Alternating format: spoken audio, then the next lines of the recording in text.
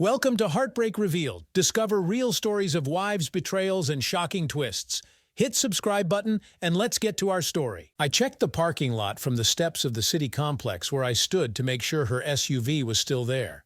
I knew she had arrived just a few minutes ago, and she should be good for another 10 to 20 minutes before leaving, but I wanted to be certain. Her call to him mentioned that she wanted to talk about my upcoming trip. He was probably sitting at the counter talking to her right now, making plans for tonight when I would supposedly be out of town for 4 days. 4 days for them to do whatever they had planned. Yes, he would stay and chat with her. I was just anxious and, if truth be told, a little excited too. I just wanted this plan to go perfectly, since I had been working on it for nearly a month now. I looked again for Ron's car and was rewarded with the sight of his Charger pulling into the parking lot, the smoke from the exhaust signaling its arrival. It was a piece of junk in my eyes, but to him, it was a beloved classic, and now it carried important news. Ron parked, awkwardly extricating his massive bulk from the too-small car, reached back inside to grab a worn briefcase, and then, after slamming the door twice to get it to stay shut, walked toward me.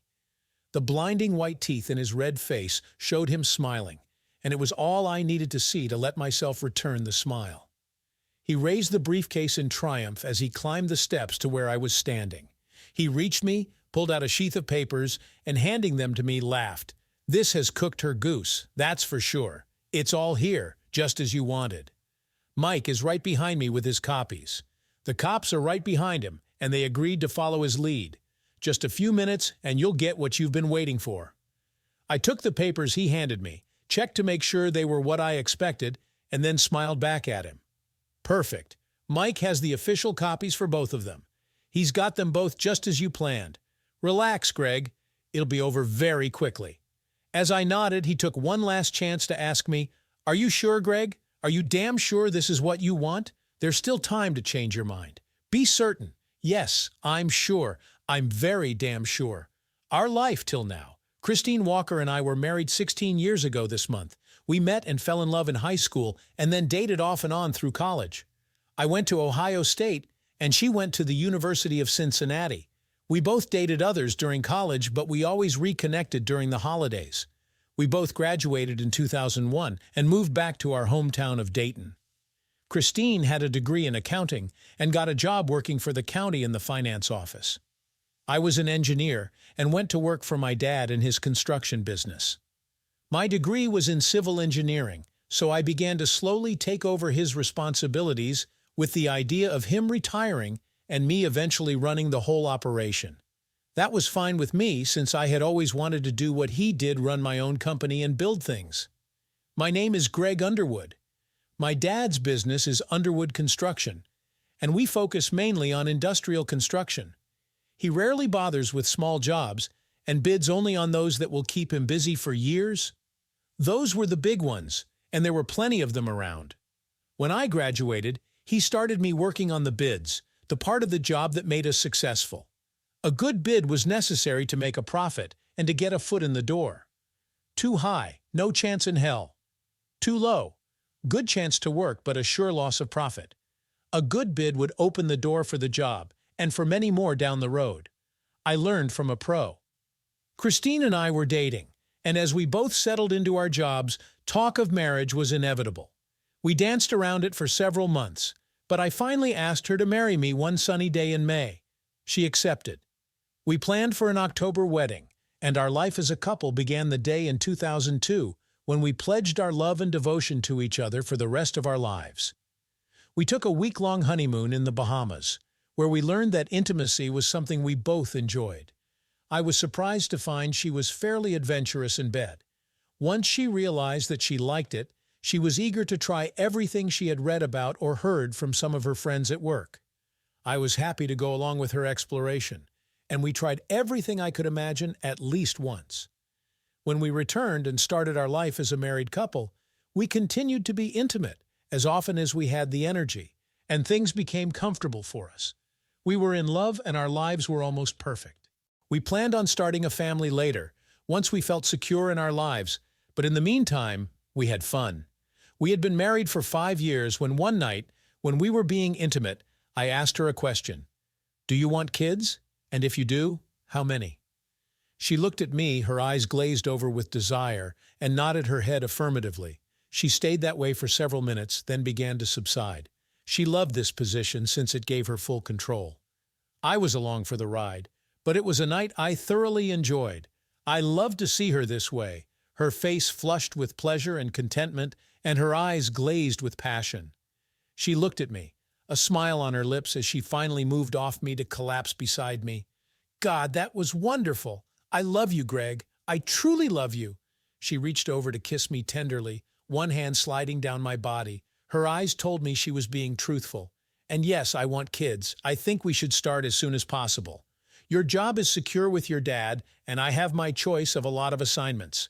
I could work until I got pregnant, take time off to have our baby, and then go back when he or she is old enough to put into daycare. That's what you were thinking?"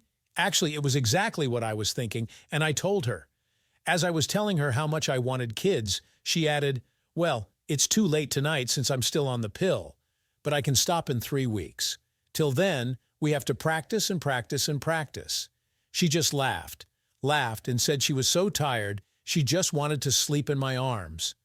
Christine stopped her pills on schedule, and we began our quest for the all-American family. It took almost 6 months, but finally she was pregnant. Our first child, Emily Rose, was on the way. We named her Emily after Christine's mom and Rose after mine. Christine did all the right things to make sure she and the baby were healthy, and when Emily was born, she was perfect. Christine made a fantastic mother. She took care of all 3 of us, and life was wonderful. Emily grew quickly, and when she turned 3, Christine began to look into daycare. She found a great place. She and I vetted it and pronounced it okay. Emily started soon after, and Christine went back to work. When Emily turned 4, we decided to try for a second child. Our intimate life had climbed back to where it was before Christine got pregnant, and I hesitated to give that up, but it was time.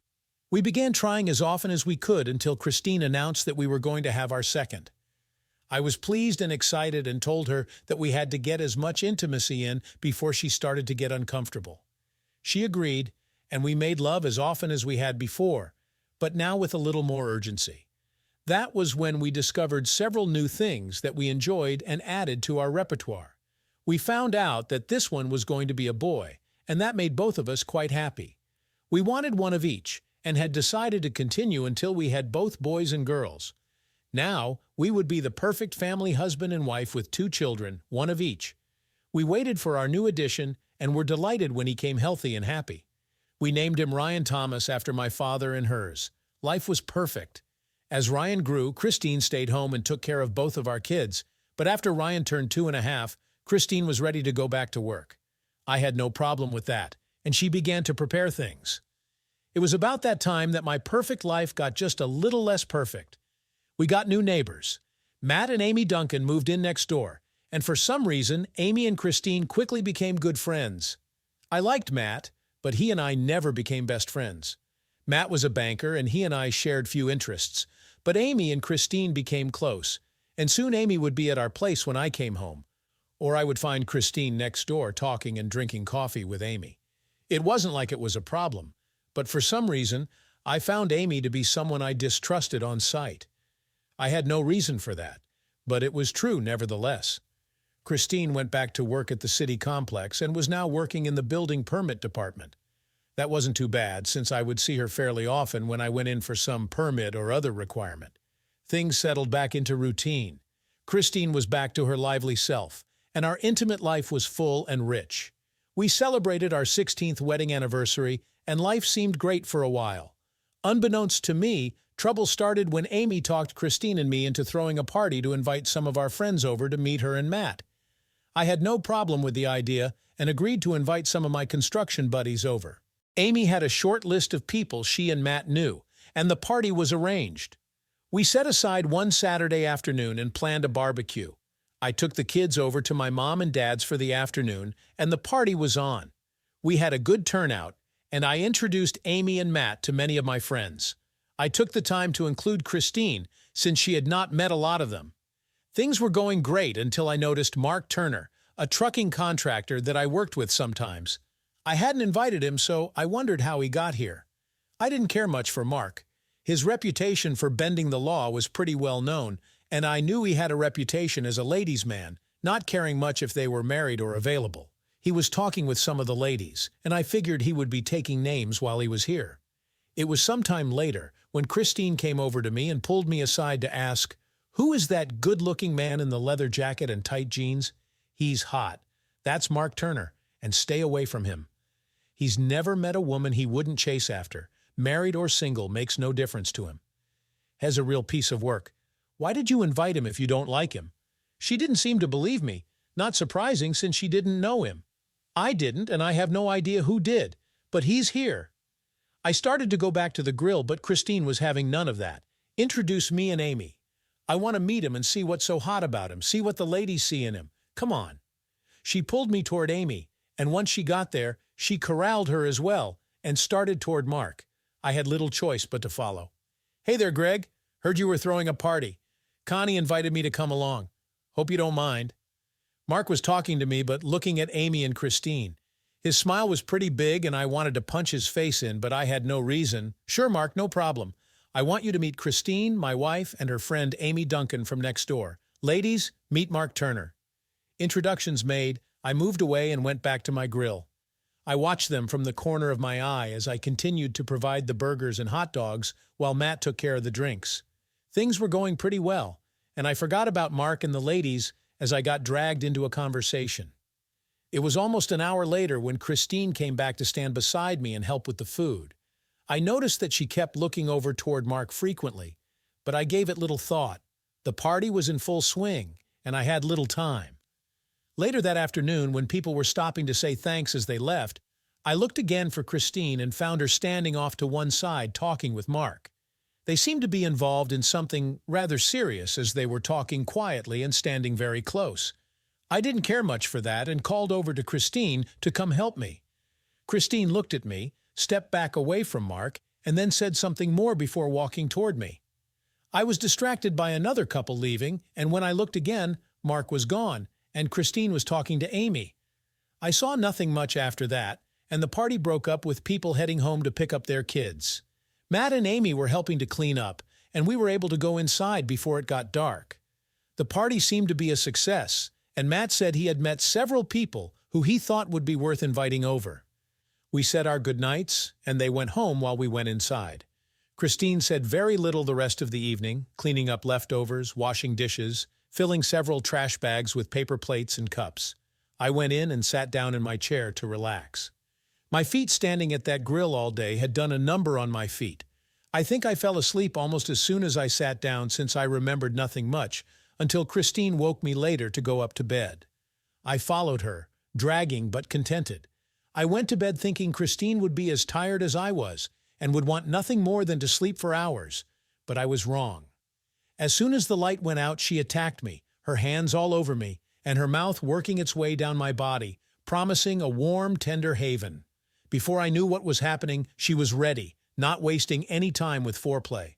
I held on as her climax approached and watched her as her body reacted in pure passion. I looked at her face. Her eyes were still closed, her face still showing signs of pleasure.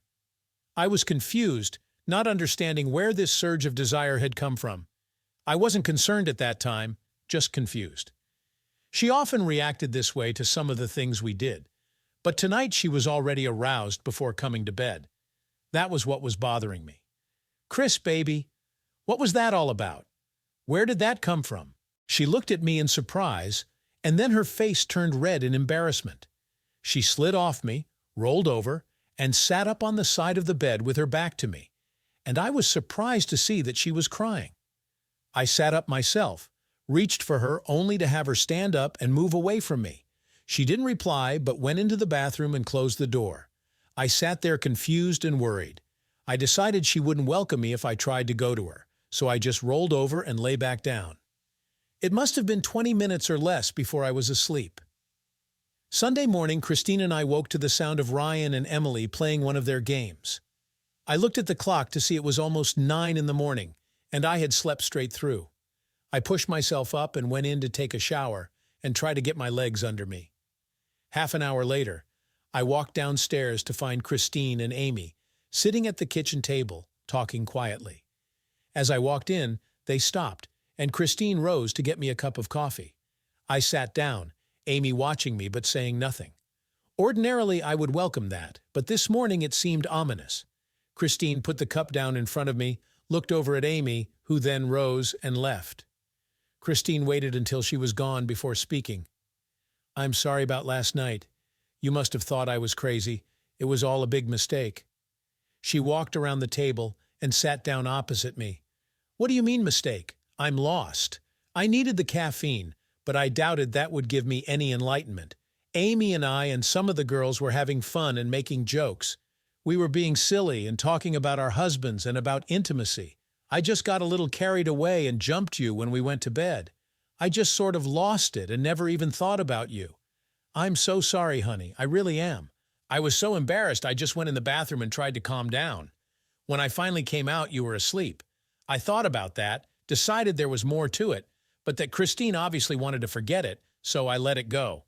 Ah, that's all right, Chris. It was fine. I was so damn tired I don't think I would have enjoyed it anyway. Good. I'll make it up to you tonight. You can count on that, big boy." She was now happy that whatever it was no longer seemed to be a problem. Maybe not. Then again, maybe it was. Nothing more happened until a week later, when Christine asked me if I would have any objection to her going out with Amy for some drinks and conversation. They were going to invite a couple of the other women Amy met and just try to establish some contacts. She said they would just be gone a couple of hours, and if I could watch the kids, she would be so grateful. I didn't understand it then, of course, but that was the day my life changed for the worse. "Sure, honey, it might be good for you to make some new friends other than Amy," is what I was thinking to myself. I still didn't trust her. "Good. I think I'll call Amy and set it up for Friday night. Is that okay?" "Fine with me. I'll do something with the kids to keep us occupied while you're out having fun." I smiled to show I was just kidding. She returned the smile, but not with the enthusiasm I expected. Maybe she was worried about how I was taking it. Well, okay then. It wouldn't hurt to let her know I didn't have to like her going out without us. Friday night came, and Christine dressed conservatively for her evening out. I don't think I ever described Christine. She was cute, with short auburn hair and hazel eyes. Her face was sort of round, with high cheekbones and a small dimple in her chin. She was short, only about 53, and never wore heels. Her body was okay, just a little on the heavy side, but still nice to look at. She was no beauty, but I loved her just as she was. That night she dressed in slacks and a blouse with a sweater jacket over that. We were talking in the kitchen when Amy knocked on the door. Christine said goodnight to me and the kids and walked out the door to meet Amy. So began the end of my life. The night out with Amy and their friends became a routine that happened once or twice a month at first, then increased to once a week. I still watched the kids, and we had found several nice places to go for fun.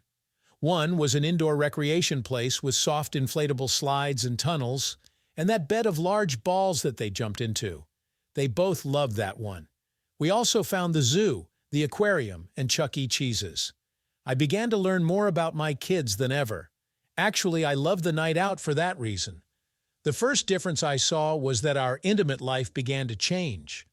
At first, Christine would come home and jump me, anxious to make up for her absence. Then slowly I noticed the lack of intimacy on those nights. Then the frequency began to decline to 3 times a week, then 2, and sometimes even less. Christine also seemed different, more quiet and less apt to want to try new things in bed, and she stopped doing some of the things we used to enjoy. When I tried to talk about it, Christine would get angry and defensive. I tried to be as kind and loving as I knew how, but it made no difference. Something was going on. I began to try to listen in on phone conversations between Christine and Amy. When the phone rang, I would wait a few minutes and then pick up one of the extension phones to listen in. I think Christine caught on early, and I heard nothing out of the ordinary. But if I walked into the room when she was talking, she would stop, then begin again louder but saying nothing unusual. She knew I was listening. That gave me an idea, and I determined to try something. The next day, I took some time and found a Radio Shack. I talked to one of the young men working there who seemed to understand the gadgets they sold. I told him I wanted to tap my own phone to see what my daughter was saying to her boyfriend or girlfriend. I made up a story about drugs and he bought it. He showed me some equipment that he said would do the job. He showed me how to connect it and how to use it. I bought what he recommended. Now to install it. I went home one afternoon when I knew Christine was working. I found the phone wire leading into the house from the garage, had a moment of panic when I had to cut it and reconnect it to the small panel on the back of the recorder, but succeeded. Damn, those wires were small. I connected the device as the young man instructed and put the recorder behind a shelf that held old magazines. We hadn't moved those boxes in years. I set the device to record all conversations onto a digital memory stick. Mr. Radio Shack told me that tiny little stick would hold up to 8 hours of conversations and that the recorder would turn itself on and off based on sound. I could play those conversations back using the recorder or on any computer with a USB connection. I finished the job and headed back to work. Although I checked the stick several times, the only thing I heard was routine conversations with Amy. I was around most of the time, so I knew she was being very careful. I decided to make myself visibly scarce that evening so she would feel free to talk to Amy. She had not been coming over as often lately. I wondered why. After dinner that evening, I announced to Christine that I was taking the kids to the indoor gym so they could bounce some energy off. When I asked her if she wanted to come, she declined, pleading work around the house. That was fine with me, and we set off, planning for at least 2 hours away. I enjoyed my time with them, as I had been doing lately, and wondered if times like this would become a part of my new life, one without Christine. We came home almost 2.5 hours later, both kids exhausted and ready for bed. I took them up myself and got them put down for the night. When I came back downstairs, Christine was sitting in the den watching some movie on TV. I decided to check the stick that evening after she went up to bed. All I had to do was wait her out. That was not hard to do lately. She often went up now before I was ready, hoping, I believed, to be asleep before I came up. That way she could avoid being intimate with me. I walked into the small room where we kept the computer and began to write some emails to contacts I had been avoiding. I was still working when she stuck her head in the door to say goodnight. I grunted, waving to let her know I was busy. I continued for the next 10 minutes, knowing that she would be in bed now and trying to fall asleep. I walked into the garage, pulled away one of the boxes, and shut the recorder off. I pulled the stick from the slot and took it back into the room where the computer was waiting. I slipped the stick into one of the USB slots and clicked on the computer. Sure enough, it showed the little stick as a removable hard drive. I double-clicked on the stick and then on an icon that looked like a music symbol. That opened a program I didn't even know I had, and a screen that looked like a movie screen opened up. Almost immediately, a voice began to play. Surprised, I looked closely and found a volume control. I adjusted that so that I could hear clearly but too low for much to be heard outside the room. "Hey girl, can you talk?" That was clearly Christine's voice. "Sure can." "What about you? Where's that husband of yours?" "Definitely Amy. He took the kids to some place to play. I have some time now." "Good. Tom's out again with one of his buddies as usual. He leaves me all the damn time. We need to add another night to our girls' night out." "God, no. It's hard enough now with Greg having to take care of the kids after working all day. We always did that as a couple. I hate this, but I won't give it up. The last time was something else, wasn't it? God, you were really going at it with the two of them. I was going nuts just watching, and I loved it. I just wish it was something I could do with Greg. It would be so much better. But you know he wouldn't buy into something like that. He'd never go for it. I know. He would never accept it, and if he found out, it would kill him. I'm so damn confused. Well, just be careful and enjoy it. I'm so glad you asked me to join you. When Mark asked you out that first time, why'd you decide to go? Damned if I know. I guess he's just so good-looking. And when we talked at the party that first time, my pants got so wet that I had to find out what he was like. Stupid, I know. There were more comments, not definitive, but very clear if I made some assumptions. I had no proof of what they were talking about, but I knew that both women were involved. I fast-forwarded enough to know that it was just more of the same. Toward the end, I ran it at regular speed. I have another call coming in, and I have to take it. It could be Greg. I'll see you tomorrow when we go out. Don't call me tonight, okay? Sure, bye. I was confused since there were no other calls coming in. It sounded like Christine was getting nervous on the phone, even though I wasn't there. I copied the file to my hard drive and erased the stick for use again. I went back to insert the stick and replace the box. Tomorrow was another day. As I went up to bed, I replayed the conversation over in my head. Nothing definite. But Amy's comment about the two of them was making my stomach twist in agony. I had an idea what it meant, and the visions that put in my head were making me sick. It was plain to me, but not real proof. That would have to change. I slipped into bed, Christine making it seem like she was sleeping, but I knew better. Her breathing sped up when I turned toward her, but I just snuggled down and closed my eyes. She seemed to relax slowly as I made no moves toward her. I fell asleep, my mind overloaded. The following day, I went through the yellow pages and found an ad for a PI. I called and made an appointment for later that afternoon. I finished some outstanding work and completed one bid that was due, but begged off discussing it with my guys until the following morning. I left for my appointment, my stomach a wreck, my body in a full panic attack. I drove to a section of town that had seen better days and found the building housing the address I wanted.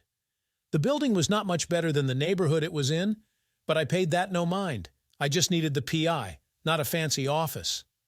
I entered the office on the second floor and found an empty desk where a secretary should sit. In her place, I saw a small sign on the chair that simply had an arrow pointing toward a second door further back. I walked over to that door and knocked. "Come on in. It's open." Inside, I saw a huge man, probably weighing in at over 300 pounds, and filling the small room we were in. But his smile showed teeth whiter than any I had seen. In spite of the overall appearance of a less-than successful investigator, I was struck with a feeling of competence. I moved in, held out a hand, which he took, and decided this was a man I could trust. "You must be Mr. Harris. My name's Greg Underwood, and I run this here establishment. Sit down. Take a load off. As you can see, I need to sit a lot. Please call me Greg." "Thanks for seeing me so soon. I have questions that I want answers to, and I'm hoping you can help me. I'll do what I can. Why don't you tell me your questions, then we'll see if we can find your answers." I laid out my concerns and fears and told him I needed proof that my wife was doing what I thought she was doing. I gave him background, the names and addresses of Amy and Matt, and briefly mentioned Mark Turner as a probable person I wanted investigated. He listened, watching my face carefully the entire time. He made me nervous, but at the same time, optimistic. Strange combination. "So, can you help me find out what I need to know?" "Seems simple enough, but I have a question. What about this Turner guy? Seems you want more than to catch him with your wife. That about right?" "Yes. Mark Turner has a bad reputation in a lot of things, not only chasing after other men's wives. I want as much dirt on him as I can get. Can you do that? Believe it or not, I can do damn near anything you want me to do. It'll cost you, though. How do you want to pay? By the day or a complete job? Complete job's cheaper in the long run, depending on what I find." "I'll do your wife, Mr. Turner, and the other two for a flat $7,500. Otherwise, I work for $400 a day plus expenses. Your choice." I was taken by surprise by the amount, but decided quickly that my life was worth more than that, and we were talking about my life. I opted for the full payment and told him so. He appeared to not care much either way, but he asked for a retainer. I wrote him a check for $3,500, which he glanced at then threw in a drawer. "Okay, here's how it works. You give me all the details you have now, and then I'll take it from there. I'll want to stop by your place in a day or so to install some equipment. You need to find a reason for me to go upstairs to your bedrooms and in your garage. Can you do that? Should be no problem. I've been wanting to install an alarm system. You could give me an estimate. How's that?" "Perfect. Now let's get some information so I can start today." I left an hour later, feeling more confident now that I had taken the first steps to find out what was happening. I was still thinking about Jeff's last statement before he let me go.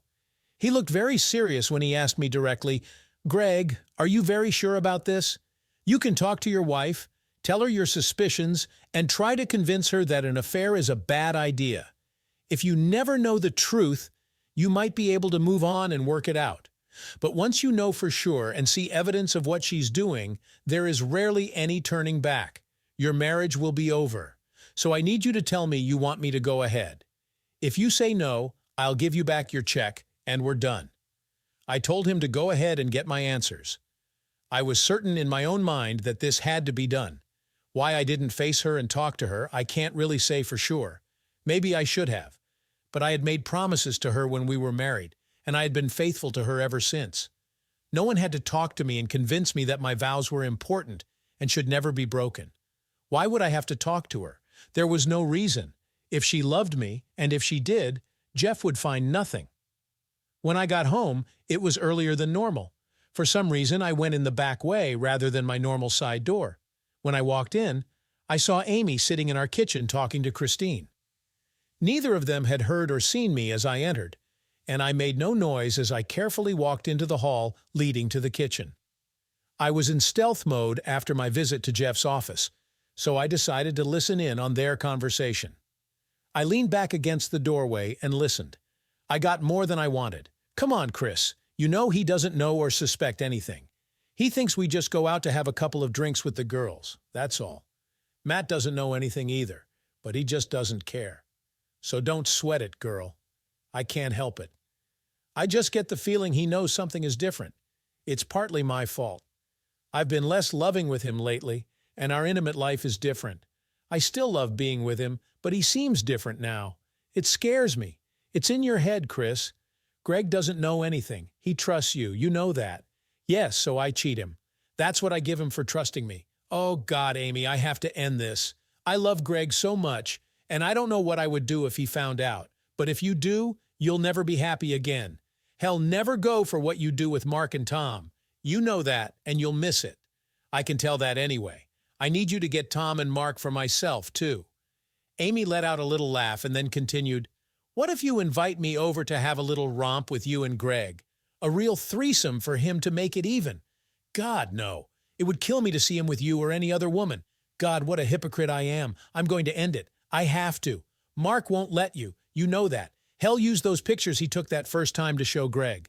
So any way you look at it, you're better off going along with it for a while until Mark gets bored. Well, yes, I guess it's not like it's a hardship. God, I don't know what he does to me, but I can't walk away. I just can't.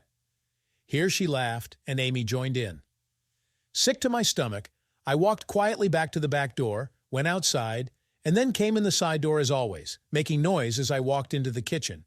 Amy passed me with a pat on the shoulder as she left. I watched her go with a wish for her to drop dead before turning back to Christine. Where are the kids? I didn't hear them when I came in. Are they home? No, they're with your mom. She wanted to take them out and buy them some new jeans. She's always buying them something. I wish she wouldn't do it so much. She'll spoil them. She had her back to me as she pretended to be washing some dishes. I didn't want to have any kind of conversation now, so I just said, Mom has too much time on her hands since Dad died. You know that. Why would I have to remind her of that? Before I let my anger show, I walked away to go up and change. I went into the bathroom, shut the door, and turned the lock. I turned on the water in the sink and then sat on the commode and let the tears come. This whole day, I had held on to what little control I had, but after talking with Jeff, listening to the conversation with Amy, and seeing Christine having to avoid facing me, it was too much. I cried as if my world had come to an end, and in a real way, it had. The grief was too much to hold in, and I sat there crying like a child for 15 minutes. I hadn't cried like this since I was a child myself. I couldn't stop. By the time I was done, I was gasping for breath, and my face was wet and sticky. I rose, went to the sink, and splashed water on my face until I felt almost normal. When I finally came back downstairs, my mom was there, and she and the kids showed me what they bought. Emily had a new skirt that she loved, and Ryan had new tennis shoes that were autographed by someone, making them cost double what they were worth. I made appreciative noises to the kids, pulled Mom aside, and chastised her for spending too much and spoiling them, and then thanked her for doing so. She was pleased and invited us over for the weekend for a grill out. I told her I would check with Christine and call. Once she left, I avoided Christine and spent some time with Ryan and Emily. They were playing with their toys and were happy to have me join in.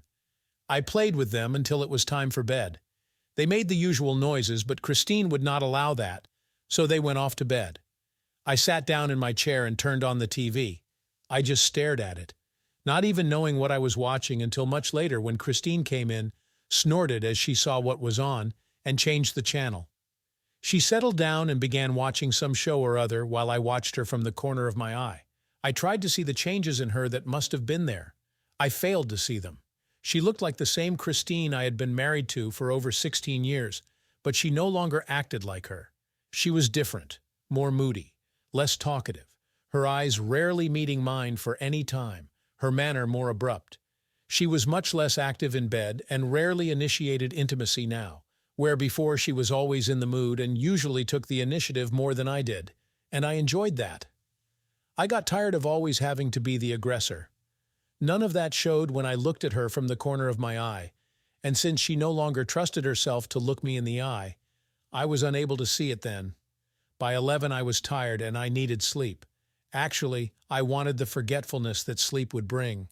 I told her I was tired and left to go up to bed. I took a shower to wash the stink of betrayal off and crawled into bed, sad and depressed. I closed my eyes and sent a prayer to God to make all of this nothing but a bad dream. I prayed with all I had but felt nothing different. I felt the tears again, but this time I fought them no more. I was almost asleep when I felt Christine climbing beside me. I controlled my breathing to make her think I was asleep and tried not to tense up as she moved against me and put one arm over my hips. I felt her breathe on my shoulder but stopped any response. She whispered my name, but again I let my breathing continue unchanged. She tried to wake me by moving her body. I began counting to 1,000 by twos and was able to control any response. She finally gave up, rolled over onto her back, and became quiet. I was almost asleep when I heard the soft crying. At one time, that would have brought me out of a sound sleep to rush to her aid. Tonight, it simply made me go cold.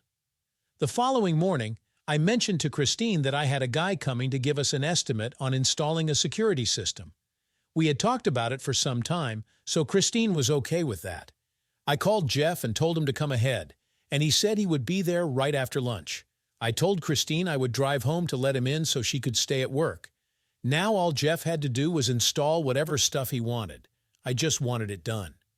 This was killing me, and so far I had nothing but suspicions based on conversations between Christine and Amy. The next few nights were similar to that night when I resisted. Christine was becoming anxious, but I just told her I was too tired and too involved in a big new job at work. Since Dad died, I was running the whole company, but I had trained men to do the important jobs, leaving me with a lot of time now. I preferred to work rather than take the time to be with Christine. That was the strain I was feeling. But I didn't tell her that. I either went to bed early so I could pretend sleep when she came up, or I waited till she fell asleep and then either slid into bed or stayed downstairs on the couch. My life was now a living hell, but I had to know the truth. Jeff called on a Friday to tell me that so far nothing had showed up on his equipment. He asked me if I could schedule a trip out of town for at least 3 days and nights. I said I could, so he said to set it up. I did as he requested. I came home the following Monday night and waited till after the kids were asleep to spring it on Christine. Christine, I need to tell you something. I've got to go out of town for a few days to meet with some clients on a potential job. It's big and could keep the place working for almost a year. I'll fly out tomorrow evening and then be able to come home on Friday. I'll just be gone 3 nights. Christine looked angry at my words. She seemed to be trying to decide how to answer me and finally looked at me, actually looked directly at me, something she had not been doing for some time. I guess she had a basis for anger directed at me and felt justified. That almost made me laugh, but I resisted the urge. Well, it's nice of you to give me some warning a day. What am I supposed to do with Emily and Ryan? Did you think of that? Well, I've been taking care of them now on Thursdays when you and your girlfriends go out and stay out till after they go to bed. I work all day, then take care of them at night, but I don't see you doing the same for me. When have I ever asked you to watch them so I could have a night out? I was rewarded with a pained look when she realized the position she put herself in with her complaint. I saw the flush of blood to her face before she turned away, letting her handle that. You're right. I guess I have been unfair to you. I am sorry. I'll be fine when you go. It's important, I know, or you wouldn't do it. I'll get your mom to help out. She'll love that. Good. I'm glad you're okay with it. I have to pack tonight, so I'll leave directly from work. I was afraid my sarcasm would start an argument I didn't want to have, but Christine didn't seem to notice. That night was the hardest so far. Christine wanted to be intimate before I left, but I had to plead fatigue and worry. I told her to give me this week to make the decision on this job, and then I would be able to stop worrying and be my normal self. She took it hard, and again I heard her crying after she thought I was asleep. Her tears didn't make any impression on me now. I decided that if I came back and Jeff told me things were okay and Christine did nothing while I was gone, I would end this whole thing and get my wife back if he found nothing. That was a big if in my mind. I left the following day as planned.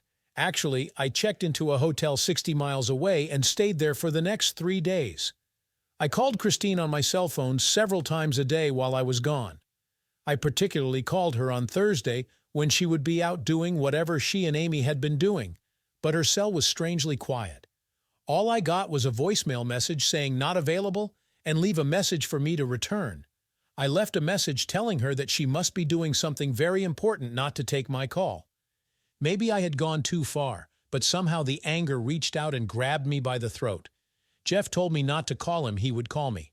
So I waited and worked on some estimates that were actually fairly big.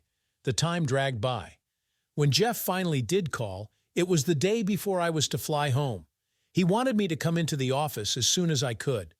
I checked out of my hotel and drove the 60 miles back to see Jeff. I wish now that I hadn't. What he had for me was worse than I could imagine. But now the truth was mine. I knew what she was doing, who she was doing it with, and I was shocked. As I sat in Jeff's office, he showed me pictures of Christine with Mark Turner and another man I didn't know. There were pictures of her with each of them, each man being intimate with her. There were pictures of her between them. In several of the pictures, Amy was also present, doing things I had only dreamed of, even with our active intimate life. I had never done some of the things I saw her do with Mark Turner, and it made me sick. Sick with anger, sick with rage.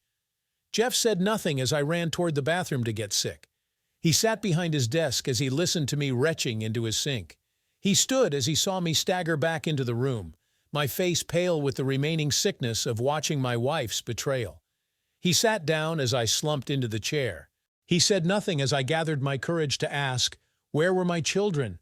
I know these were taken in my bedroom. Where were my children?" I feared the answer but held out hope that she wasn't that evil. "With your mother." "They weren't there, Greg. Rest easy on that." "When did this happen?" "Thursday night." "Did she do it on the other nights as well?" "No. This was the only time she had them at your house. That was the second night you were gone. I listened to one of them tell the other she had never allowed him to come there before. He was so damn happy to be doing that in her husband's bed. I got that on tape. That was from that Mark guy. He's a real piece of a real bad man. I want his ass, Jeff. What can we do to nail him? I know adultery isn't a crime, so what can I do to nail his ass?" I was furious and wanted to kill Mark Turner, but I didn't want to do time for killing a son of a bitch like him. I just wanted him gone. "I know some guys. Just leave it to me. It'll cost you an extra $3,000. That okay?" "Not a problem. I'll pay what it takes to get that son of a bitch. Just do it, Jeff. Please get him. Give me a week. Talk to your lawyer if you're going to and have your papers ready to serve in 1 week. I'll take care of the wise ass. Leave it to me. Just get me the cash and small bills so I can buy what I need. And Greg, you got to trust me. Can you do that?" "I trust you, Jeff. More than I trust the woman I loved, the mother of my children." I stayed with Jeff that evening, and the two of us finished off a bottle of whiskey. I woke the next day lying on the floor of a one-room apartment. I gathered it was Jeff's, as he was snoring away in a pull-down Murphy bed. I got up, washed as best I could, and woke him long enough for him to tell me my car was downstairs. I drove to work, spent a few hours there, and then, when it was time, drove home. I was rumpled enough to convince Christine that I had spent a few hours on a plane after meeting early with the clients. Jeff convinced me that I needed to back off my avoidance and spend the next week with my wife, treating her as my loving wife, not as a cheating woman. She couldn't know I was onto her because she might tell Mark, and that would wreck his plans. It was hard, but when I thought about it, I decided I would use the time to remember what it was like before. The problem was that I still loved her. Even if she had cheated on me, that love would die slowly over time.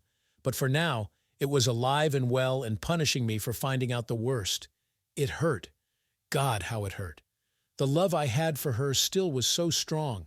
The pain of betrayal was excruciating. That first night home was the hardest. I played with my kids, helped her put them to bed, then spent the evening with my wife, telling her about the job, and then going up to bed with her to be intimate for the first time in weeks. And I did make love to her. I still loved her, and I had been faithful to her for all of our marriage.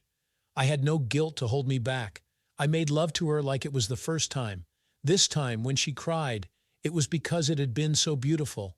I made love with every touch, every kiss, every moment. She responded, her body gave her no choice. I worried at first about STDs and even AIDS, but as I thought about it, for some reason I didn't care. So what? I might die.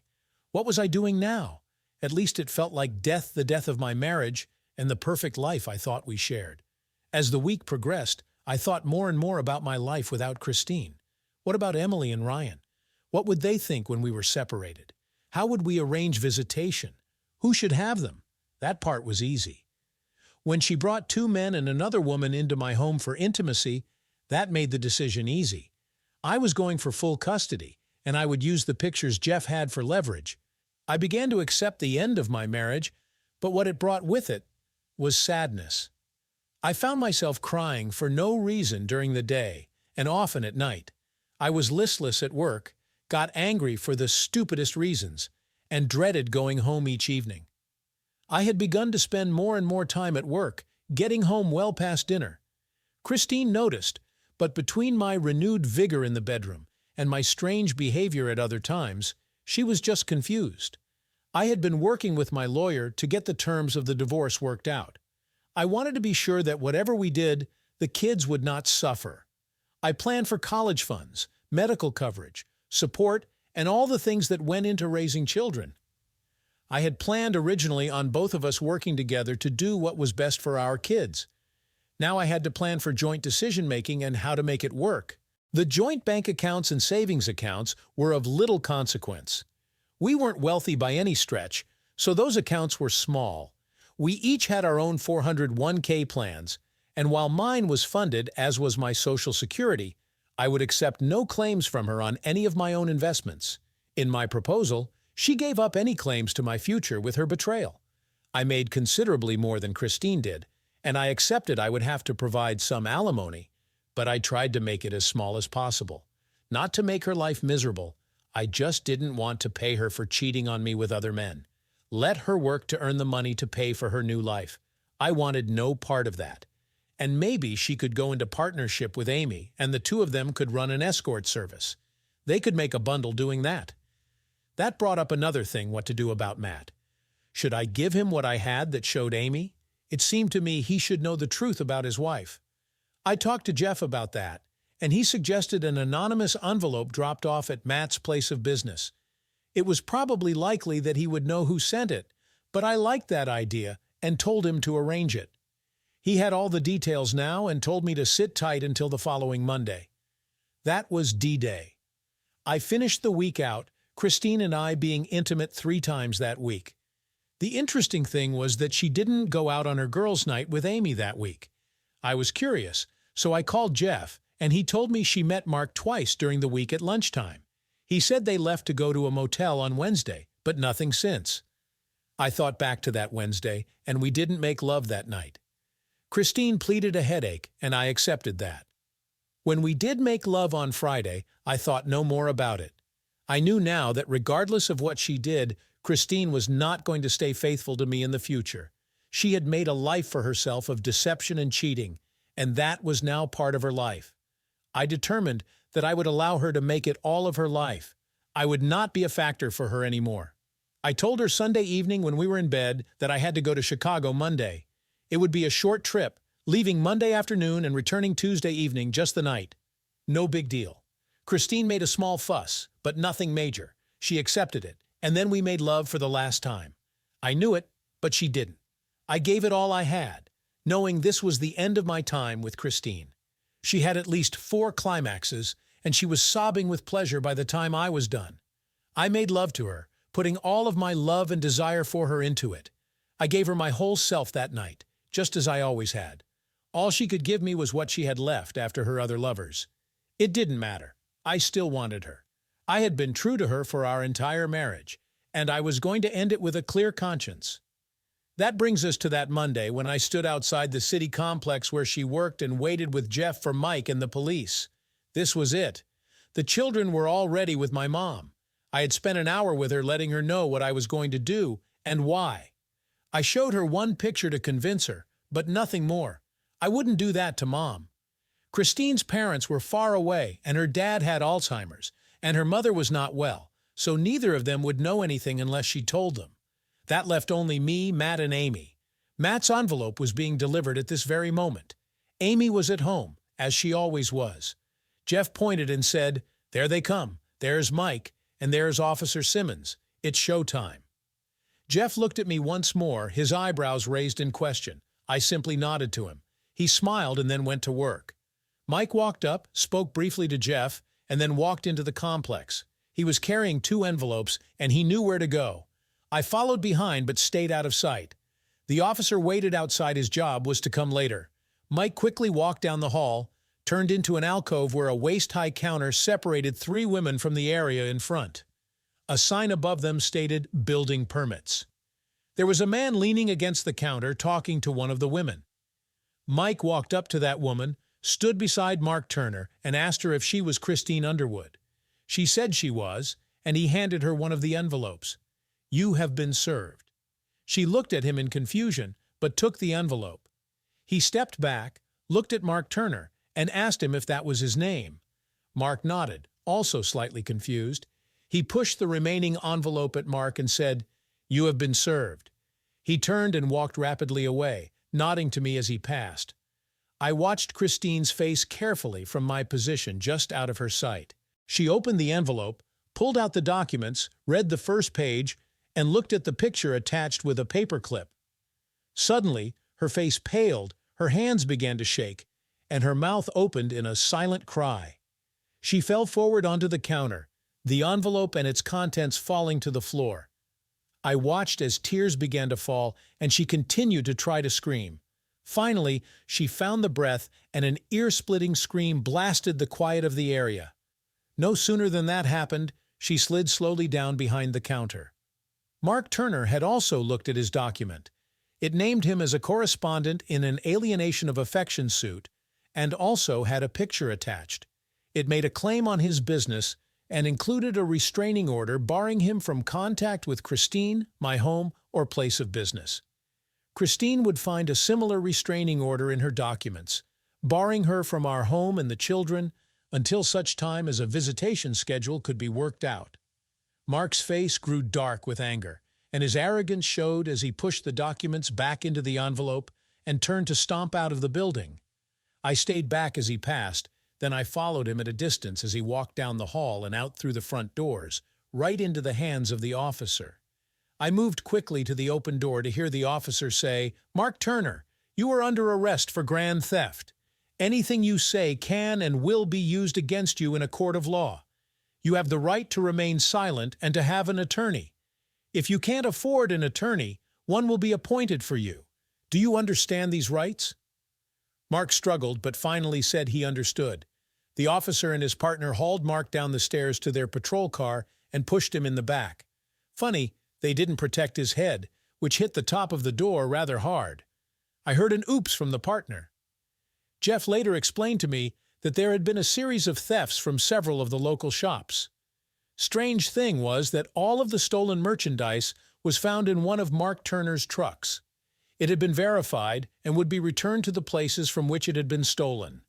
A warrant was issued for his arrest, and one of Jeff's contacts was able to tell the officer where Mr. Turner could be found. I walked back inside and down the hall toward Christine's section. I stopped in front of the counter and looked around for her but didn't see her. Then I saw several of the girls clustered around a chair where I assumed she was sitting, so I walked around the counter and went back there.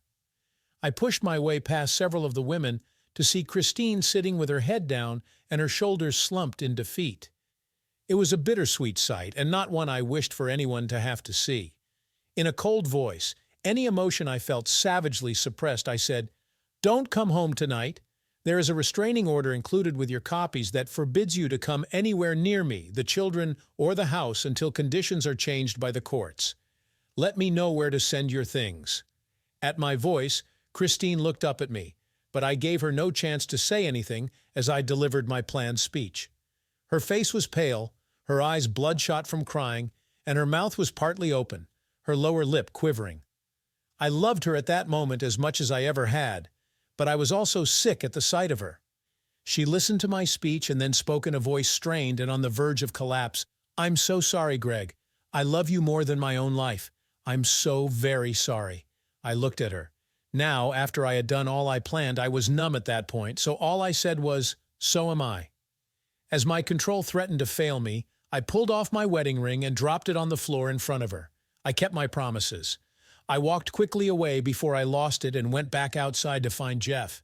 He was standing in the same spot, watching the officer and his partner Mike talking together. They turned, waved, and then left. As they drove away, Jeff turned to me and asked, "Well, was that what you wanted?" I looked at him. "Yes, it was, and I didn't enjoy any of it." "How about that? I'm not one damn bit surprised." He looked at me, laid one huge hand on my shoulder, then walked away. I watched him get into his little Charger and drive away. Less than a month after it all came down, Matt and Amy put their house up for sale. The day before, a moving van came to take their furniture away. Matt stopped to speak to me. I went out and stood with him, watching Amy as she directed the movers.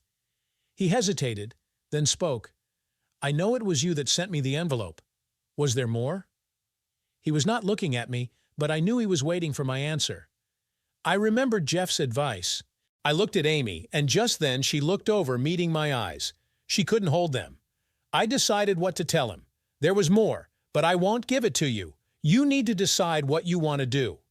As someone once told me, if this is all you know, there is a chance for your marriage to survive. He nodded once, turned, and walked away. I never saw or spoke to either of them again. Mark Turner was indicted and found guilty of grand theft. Because he refused to admit his guilt, the court sentenced him to 10 years. He began serving his sentence a month ago. He continues to claim he had no idea where that stuff came from. 6 months later, I received the final divorce papers. It was on a Friday of all days, the night Christine and Amy went out for their girls' night out. It seemed like so little that ends so much, just a set of papers stating that the marriage was dissolved and that an equitable distribution of assets had been agreed to by all, and that custody of the minor children was to be shared. Just like that, one part of my life was ended. I sat in my office and considered the end of the last 16 years of my life. Christine had a small apartment across town and had seen the kids every weekend until we finally agreed on shared custody. With the divorce final, I had them during the summer months, and Christine had them during the school year. In order to make things better for the kids, I took Christine's apartment, and she moved back into the house with the kids. Emily was in 4th grade now, and Ryan was just starting in preschool. Mom lives with me during the summer to help me take care of them. Mom also volunteered to help Christine whenever she needs help, but I had no idea who else Christine had to help her. Christine and I do talk occasionally, and we try very hard not to discuss the past. She still tries to get me to let her explain what happened, but I get angry when she does, so she finally stopped. She tried to talk to me before the divorce became final, but I refused. I couldn't do it. I knew I would break down and give in if I did. It was harder on me than she knew to let her go, but I had no choice. Marriage is based on trust and mutual commitment, and Christine had broken those vows and destroyed our marriage. I still loved her, of course. Nothing would change that. Unconditional love was in my genes, apparently. I couldn't stop loving her regardless of what she did, so I had no choice but to avoid her as much as possible. I look back on our years together, and I remember the good times. That was easy when I was with my kids. They represented all that was good and pure. I try not to think of the bad. I remember also the words of a very smart man, Jeff Harris. He told me that if I took the path I chose, I would have no chance to save my marriage. I wonder still why I chose to go the way I did. What if I had confronted her? What if I had forced her to choose? Would she have chosen me in our marriage? Even if she had, what would have stopped her from doing the same thing sometime in the future? I just knew that I would always wonder what she was doing every time things weren't just right. But still, I wonder. I wonder every night as I go home to be alone. The question I keep asking myself is simple. Now that I got exactly what I wanted, why am I not content? Consequences can be a bitch for both sides. What would you do if you discovered a betrayal like this? Let us know in the comments. Don't forget to like, subscribe, and hit the bell for more gripping stories. See you next time.